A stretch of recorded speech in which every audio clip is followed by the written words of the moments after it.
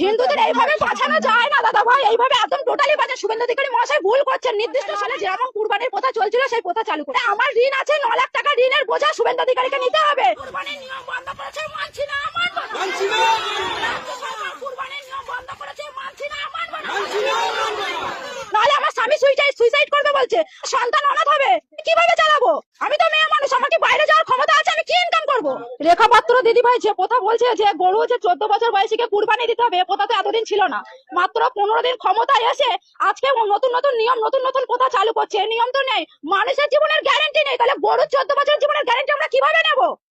কিভাবে নেবো? শুধু তো গরুকে খাওয়ালে আর গরুকে দুধ বিক্রি করলে তো আমাদের সংসার চলবে না। কুরবানির কথা ছিল বলে গরু তুলতাম, গরু পুষতাম। এখন যদি এই নিয়ম চালু হয়, তাহলে মোদি আমাদের খাটালে গরু তুলে দিক, তারপরে আমরা সেই গরুকে মোদি খাওয়ানোর পয়সা দেবে, আমাদের দেখাশোনা করার পয়সা দেবে, তাহলে গোমাতাকে সেই 14 বছর বয়স পর্যন্ত আমরা রেখে দিতে পারবো। তার আগে গোমাতা এতদিন এই প্রথা চালু ছিল না, আমরা এই প্রথা রাখতে পারবো না। আমাদের কুরবানির প্রথা চালু করুক, নাহলে আমাদের স্বামীরা সন্তানরা সব অনাথ হয়ে যাবে, সুইসাইড করবে বলছে।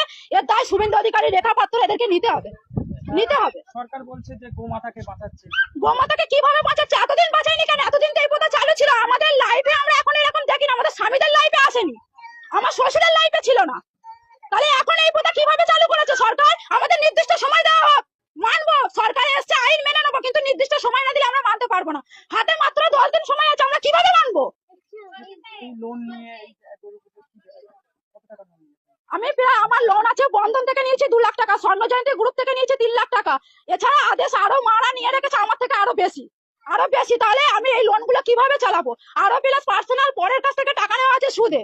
আমার খাটালে মাত্র 6টা গরু আছে, সেই গরুর উপরে নির্ভর আমার 9 লাখ টাকা দেনা আছে। আমার স্বামী তো বলছে সুইসাইড করবে, আমার বাচ্চা তো অনাথ হয়ে যাবে। আমি বলছি যে আমি কি করতে পারি?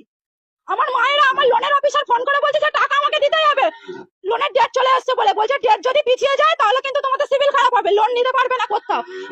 এইসব যে আমাদের কাণ্ডগুলো ঘটছে, আমাদের তো জীবন ভবিষ্যৎ অন্ধকার হয়ে যাচ্ছে। আপনার কতটা গরু চাষ করেছেন?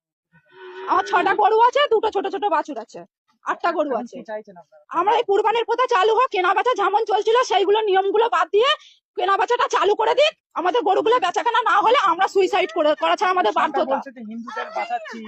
হিন্দুদের এইভাবে বাঁচানো যায় না দাদা ভাই, এইভাবে একদম টোটালি বাঁচা। শুভেন্দু অধিকারী মহাশয় ভুল করছেন। নির্দিষ্ট সময় দেওয়া হোক মানুষকে, নির্দিষ্ট সময়। 15 দিন ক্ষমতায় এসে এখন এগুলো হয় না, এগুলো আমরা মানতে পারছি না। তাহলে আমাদের স্বামী, আমার সন্তানের, আমাদের সংসারের দায়িত্ব নিয়ে যাক লোনের, তারপরে আমার সংসারের যাবতীয় দেনাপত্র দায়িত্ব নিয়ে নিক শুভেন্দু অধিকারী মহাশয়। নাহলে যেরকম কুরবানির প্রথা চলছিল সেই প্রথা চালু করে দিক।